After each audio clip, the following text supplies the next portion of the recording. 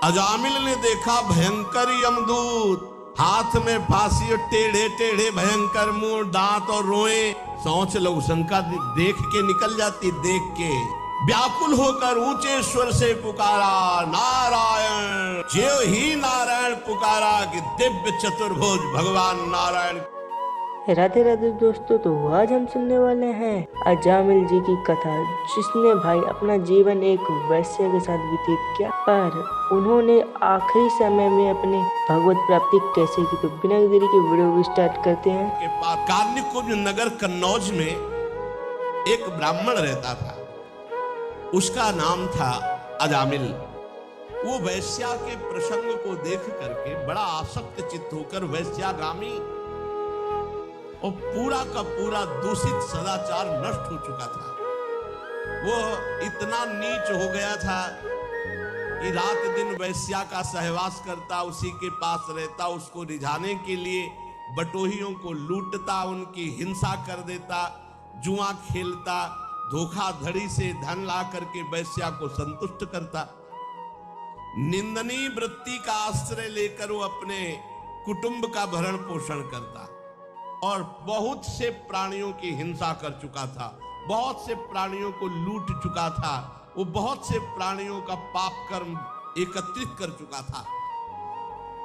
अब वो उसी वैश्या के साथ जो बच्चे पैदा हुए, उन्हीं के दुलार लालन पालन में समय उसका नष्ट हो गया। बहुत बड़ा आयु का लंबा भाग व्यतीत हो गया। 88 वर्ष की उसकी अवस्था अब आ गई। उसने वैश्या से 10 पुत्र उत्पन्न किए थे। सबसे छोटे का नाम नारायण रखा। ये स्वयं नहीं रखा था। जब भगवान अहेतुकी कृपालु है, अहेतुकी कृपा करते हैं तो साधु समागम होता है। भक्तमाल जी में इनका चरित्र है। एक बार एक भगवत प्रेमी महात्माओं की साधु मंडली आई, तो भ्रमण करते थे साधुजन, तो उधर कन्नौज होते हुए तो उसी नगर में पूछा, भाई कोई पवित्र ब्राह्मण हो जिसके यहाँ भिक्षा ले सके, कोई एकांतिक बगीचा हो। तो विनोद करने वाले, उपहास करने वाले गांव में भी लोग होते हैं। उनका बहुत सबसे ज्यादा पवित्र अजामिल ब्राह्मण है और बगीचा भी बहुत जोर का है, और था जोर का बगीचा क्योंकि वैश्या का था उपवत। संत महात्मा विश्वास ही परम धन होता है। वो विश्वास करके गए, बगीचे में ठाकुर जी के लिए जल छिड़का और आसन लगाया और आरती पूजा शुरू। और उधर अजामिल जो है 2-4 पशुओं की हिंसा करके उनको लेके आ रहा था। बगीचे में गया, देखा साधु महात्मा तो वैसा तो नहीं कि वो ये ना जानता हो कि साधु महात्मा क्या होते हैं। पशुओं को दूर फेंका जो मृग आदि मार कर लाया था, और गया साष्टांग दंडवत किया और रो पड़ा, भगवान आज पता नहीं मुझ नीच अधम का कौन सा सौभाग्य उदय हुआ कि आप भगवत प्रेमी महात्माओं का सानिध्य। प्रभु मैं तो बहुत नीच हूं, आप यहाँ कैसे आ गए। तो उनका गांव के लोगों ने बताया कि उत्तम ब्राह्मण है। तो बोले, प्रभु देख ही रहे हो आप हम कैसे उत्तम है। वैश्या के संग रहते हैं, हिंसादि चोरी लूटपाट से अपना पेट पालते हैं। प्रभु मेरी दुर्गति हो गई। तो उनका अब तो कोई साधन बन नहीं सकता, अब हम तुम्हारे भाग्य की रेखा देख रहे, एक पुत्र और होगा, उसका नाम नारायण रख देना। और संतों ने अपना आसन उठाया और अपवित्र स्थान में भगवान का भोग बनाना, भगवान का भोग लगाना हो नहीं सकता, वहां से चल पड़े। कुछ समय बाद जो 10वां पुत्र हुआ, उसका नारायण नाम रखा। सबसे छोटे का नाम नारायण था। अजामिल का बहुत प्यार स्वाभाविक नारायण पर था। देखो, घर परिवार में भगवान नाम ही रखना चाहिए तो बहुत अच्छा रहता है। बार बार अब देखो, उसको इसी पुत्र से प्यार था तो नारायण, इधर नारायण, कितना बढ़िया भाग्य। वो ऐसे रखे जाते थे, नाम ऐसे रखे जाते थे। अब चला है कुछ ऐसा नाम और ऐसे ऐसे नाम है कि इनका कोई अर्थ है नहीं है, कोई अर्थ है नहीं है। पहले नाम राम कुमार, कृष्ण कुमार, हम ऐसे नाम रखे जाते थे। भगवान नामों से रखा जाता था कि कई बार बुलाया जाए तो वाणी पवित्र हो जाए, तो अब ऐसे नाम रखे जाते हैं। हमें लगता है कि भगवान नाम विचार पूर्वक रखना चाहिए। तो अब जैसे किसी का नाम आप रख दो हरिवंश, तो आप दिन में सैकड़ों बार हरिवंश हरिवंश, राधा तो सैकड़ों बार राधा राधा, ऐसे भगवान नाम रखना चाहिए। नाम जरूर भगवान रखना, कल्याण हो। मान लो किसी से प्यार हो जाए, बच्चा बच्ची किसी से, वो अंतिम समय ऐसे पुकारे राधा, तो काम बन जाएगा। देखो अब वो अपने इस बालक पर 88 वर्ष का वृद्ध अजामिल, बड़ा मोह, और मोह क्या मतलब, पूरी श्रद्धा के संतों ने कहा है नारायण नाम रखना, तो इसलिए बहुत प्यार करता है। संपूर्ण हृदय अपने बच्चे को दे दिया, नारायण बच्चे को। अब वो बच्चा तोतली बाली, बाल सुलभ खेल, अजामिल आसक्त हो गया। अजामिल उसी के साथ खाता पीता, उसी के साथ समय ज्यादा व्यतीत करता। अब जिसको पता नहीं होता, असावधान व्यक्ति के ऊपर मृत्यु का प्रहार होता है, मृत्यु सिर पर आ पहुंची। मूर्ख और बूढ़ा अजामिल, मृत्यु का समय जब आया तो थोड़ी दूर पर बालक खेल रहा था, बोलने की हिम्मत थी तो एक आवाज बोली नारायण, अपने बच्चे को बुलाया। ये तो कहो संत कृपा से नारायण नाम रखा, हाँ बढ़िया नाम रखना चाहिए। अब तो कुछ पता ही नहीं चलता कि नाम क्या, कौन कौन से नाम। पहले तो विचार पूर्वक नाम रखे जाते थे, ऋषि मुनियों से विचार करवाया जाता, फिर नाम रखा जाता था। अजामिल ने देखा भयंकर यमदूत, हाथ में फांसी और टेढ़े टेढ़े भयंकर मुंह, दांत और रोए। सोच लो, शंका देख के निकल जाती, देख के ऐसे है यमदूत, ऐसे थोड़ी यमदूत है। देख के लघु शंका और सोच छूट जाती है मरने वाले की। व्याकुल होकर ऊंचे स्वर से पुकारा नारायण। बलिहार, संतों की बलिहार, ये ऐसी अंतिम बात बन गई, अंतिम बात बन गई। ज्यों ही नारायण पुकारा कि दिव्य चतुर्भुज भगवान नारायण के पार्षद दो उपस्थित हो गए। झटपट आकर यमदूतों की फांसी काटी। अजामिल के सूक्ष्म शरीर को अभी वो खींच ही ना शुरू ही किया था, भगवान के दूतों ने, श्रीहरि दूतों ने बलपूर्वक उन्हें डांट कर रेप और यमपाश काट दी। यमदूतों ने कहा भगवान यमराज के इस धर्म विधान का निषेध करने वाले तुम कौन हो सकते हो? भगवान धर्मराज की आज्ञा का उल्लंघन कर दे, त्रिभुवन में ऐसा कोई नहीं। कौन हो आप? किसके दूत हो? कहां से आए हो?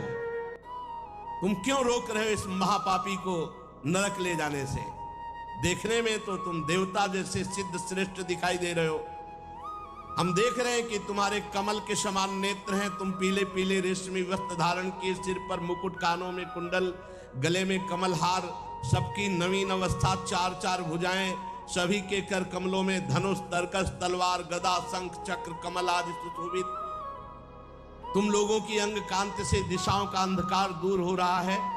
हम धर्मराज के सेवक हैं, हमें तुम लोग क्यों रोक रहे हो?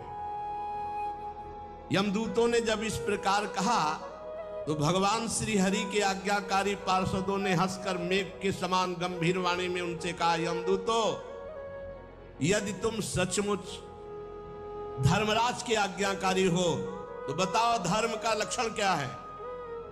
तुम यदि धर्मराज के दूत हो तो धर्म का लक्षण क्या है? धर्म का तत्व क्या है? दंड किस प्रकार दिया जाता है? दंड का पात्र कौन है? मनुष्यों में सभी पापाचारी दंडनीय है या उनमें से कुछ? यमदूतों ने कहा, आपने पूछा धर्म का लक्षण क्या है, तो वेद जिन कर्मों का विधान करते हैं उन्हें धर्म कहते हैं, और वेद जिसे रोकते निषेध करते हैं उसे अधर्म कहते हैं। और वेद स्वयं भगवान का स्वरूप है, भगवान की श्वास प्रश्वास से वेदों का प्रादुर्भाव हुआ है। देव शिरोमणियों, आप जानते हो अजामिल बड़ा पापी है वर्तमान में। पहले ये शास्त्रज्ञ था, शील सदाचार सद्गुण संपन्न था, ये ब्रह्मचर्य का पालन कर रहा, इंद्रियों को शासन में ले रहा था, पवित्र था। इसने गुरु अग्नि अतिथि वृद्ध पुरुषों की उपासना की थी। समस्त प्राणियों का उपकार चाहता था। पर एक दिन ये अपने ब्राह्मण पिता के आदेशानुसार वन में गया और वहां से फल फूल समिधा कुछ लेकर लौट रहा था। लौटते समय देखा कि एक भ्रष्ट वैश्या किसी कामी पुरुष से निर्लज्जता पूर्वक विहार कर रहा है। वैश्या ने भी शराब पी रखी थी, वो भी मतवाली हो रही थी। पुरुष के साथ ऐसे देख करके अजामिल का मन चंचल हो गया। अब ये लाख उपाय किया अपने मन को संभालने का, लेकिन ये काम के वशीभूत हो गया। यद्यपि बहुत धैर्य और ज्ञान का प्रयोग किया, पर काम वेग से विचलित होकर मन को ना रोककर ये पूरी शक्ति से वैश्या को रिझाने में लग गया। वैश्या को निमित्त बनाकर काम पिशाच ने इस अजामिल का नाश कर दिया। अब ये शास्त्र संबंधी सारी पवित्रता और चेष्टा मर्यादा छोड़कर वैश्या को रिझाने में लग गया। वैश्या के साथ सहवास और अपने घर की सारी संपत्ति वैश्या को दे दी। ये धर्म भ्रष्ट हो गया और वैश्या के ही पास रहने लगा। अब सुंदर सुंदर वस्त्र आभूषण आदि से वैश्या को प्रसन्न करना, धीरे धीरे धीरे धीरे चोरी, हिंसा, जुआ, शराब सब आ गए दोष। स्वच्छंद चारणी कुल्टा वैश्या के अधीन होकर के इसने साफ शास्त्र विरुद्ध आचरण किए। इस पापी ने शास्त्र आज्ञा का उल्लंघन किया, स्वच्छंद पापाचरण किया, ये शास्त्र निंदित कार्य किए। ये वैश्या के मल समान शरीर और अन्न से पला, इसलिए अब हम इसे ले जाएंगे और नरक में यंत्रणा देकर इसको पवित्र करेंगे। हम इस पापी को दंड पाने भगवान यमराज के पास ले जाएंगे, वहां जाकर ये दंड भोगेगा, तब पवित्र होगा। ये सुनकर भगवान के पार्षदों ने हंस दिया और कहा, यमदूतों, बड़े आश्चर्य की बात है कि तुम धर्मराज के दूत हो और पूर्ण धर्म का तुम्हें ज्ञान नहीं। तुम एक निरपराध को दंड दे रहे हो। भला निरपराध को दंड कैसे दिया जा सकता है? जिस समय इसने अपने अंतिम समय अपने पुत्र के बहाने बुलाया नारायण, उसी समय इसके सारे पाप नष्ट। ये बात समझ लो, कोई भी तपस्या इतनी पवित्र नहीं कि सारे पाप नष्ट कर सके। यदि गोविंदेति चुक्रोशी कृष्णा माम दूरवासिनम ऋण में तत्प्रबद्धम में हृदयान्नापशर्पति। गोविंद गोविंद चाहे जितनी दूर से गोविंद गोविंद, हरि हरि कृष्ण कृष्ण, सब पाप नष्ट हो गए, भगवान ऋणी हो जाते हैं। साधारण धर्म का ज्ञान तुमने वर्णन किया, साधारण धर्म का ज्ञान तुम्हें नहीं। ये विश्वासघात होगा इसके साथ यदि मैं तुम्हें ले जाने दूं। यमदूतों, एक जन्म का नहीं, बस यही सब शास्त्रों की कृपा से बात आई, तभी हमारे हर प्रश्न का उत्तर नाम होता है। हर प्रश्न का उत्तर अयम ही कृत निर्वेशो जन्म कोट्यंहन समामपि यद व्याजहार विवशो नाम स्वस्तयनम हरे। इसने मेरे हरि का नाम जब उच्चारण किया तो इस जन्म के नहीं, करोड़ करोड़ जन्मों के पापों का प्रायश्चित हो गया। अब ये भगवान के परम पद को प्राप्त होगा। 1 रुपया नहीं लगता। तुम स्नान किए हो कि नहीं किए हो ये भी प्रश्न नहीं है। अपवित्र पवित्रो वा सर्वावस्थांगतो विवाह यह स्मरेत पुंडरीकाक्षम सवायाभ्यंतरा शुचि। हरि हरि कृष्ण कृष्ण राधा राधा राधा हो गया, सब पापों का प्रायश्चित हो गया। अयम ही कृत निर्वेशो जन्म कोट्यंग सामपि, करोड़ों जन्मों के पापों का इसने प्रायश्चित कर लिया जिस समय इसने हमारे स्वामी नारायण का नाम पुकारा। एते नैव भृगोनोस्य कृतम स्याद घनिष्कृतम यदा नारायणायेति जगाद चतुरक्षरम। जिस समय 4 अक्षर पुकारा नारायण, उसी समय ये पूर्ण निष्पाप हो गया, पूर्ण निष्पाप हो गया, समस्त पापों का प्रायश्चित कर दिया।